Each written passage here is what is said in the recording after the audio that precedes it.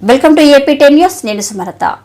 SC ST చట్టంపై రాజకీయ నాయకులు ఒత్తిడి ఆపాలంటూ కోరుతూ కావలి ఆర్డీఓ కార్యాలయం వద్ద నెల్లూరు జిల్లా దళిత సంఘర్షణ సమితి అధ్యక్షులు ఎస్ మల్లి దళిత ప్రజలతో కలిసి ధర్నా చేపట్టారు. నెల్లూరు జిల్లా కావలి స్థానిక దళిత ప్రజలతో కలిసి ఎస్ మల్లి ఎస్సీ ఎస్టీ చట్టంపై రాజకీయ నాయకుల ఒత్తిడి ఆపాలని కోరుతూ ధర్నా చేపట్టారు. అనంతరం ఆర్డీఓ శివానాయక్ వినతి పత్రం అందజేసి దళితులకు వెంటనే న్యాయం చేయాలని కోరారు.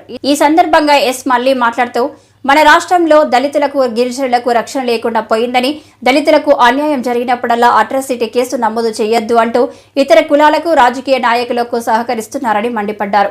పోలీసులు రాజకీయ నాయకుల ఒత్తిడితో కేసు నమోదు చేయడానికి భయపడుతున్నారని అన్నారు. కావలి నియోజకవర్గంలో ఎస్సీ ఎస్టీ దళిత ప్రజలకు న్యాయం జరగడం లేదని ఆవేదన వ్యక్తం చేశారు. కావున నాయకుల ఒత్తులకు గురి కాకుండా పోలీస్ అధికారులు అట్రాసిటీ కేసు నమోదు చేసి దళితులకు న్యాయం చేయాలని కోరారు. రాజకీయ నాయకుల ఒత్తిడి తగ్గించాలి. ఎస్సీ ఎస్టీ చట్టాలను నిర్వీర్యం చేయొద్దు. ఎస్సీ ఎస్టీలు కాపాడాలి. మీరు మాకు అండగా ఉన్నారని చెప్పి మేము ఏం చేయట్లేదు, కానీ లేదా కిత్తనాలు చూసుకొని చచ్చేవాళ్ళం సార్. అలా ఎందుకు సార్ ఈ జన్మ?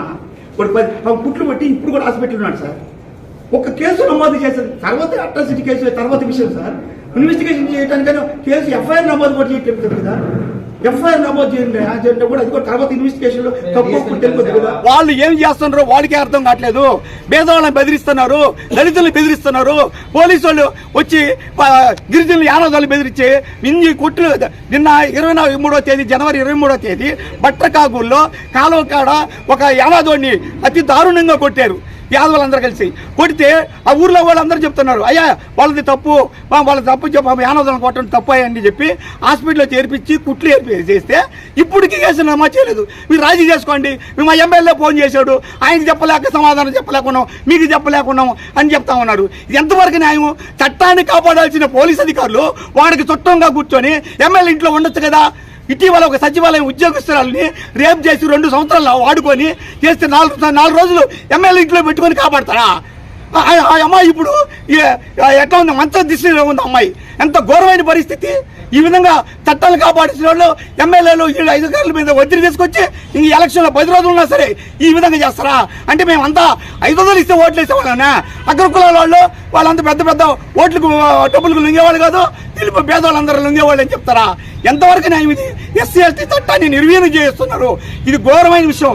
అధికారులు ఒత్తిడి, మరి మమ్మల్ని ట్రాన్స్ఫర్ చేస్తారు, మమ్మల్ని పిల్లకాయలు ఉండరు, మాకు పోతాం మేము, ఇవన్నీ మాట్లాడుతూ ఉన్నారు అధికారులు. ఇప్పుడు డిఎస్పీ కాడి నుంచి 10 అధికారులు ఇదే పని చేస్తే మేమేమో ఎవరు చెప్పుకోవాలి? మమ్మల్ని కాపాడేవాడే మాకు రక్షణ లేకపోతే మేము ఇంక పాకిస్తాన్కి పోవాలా?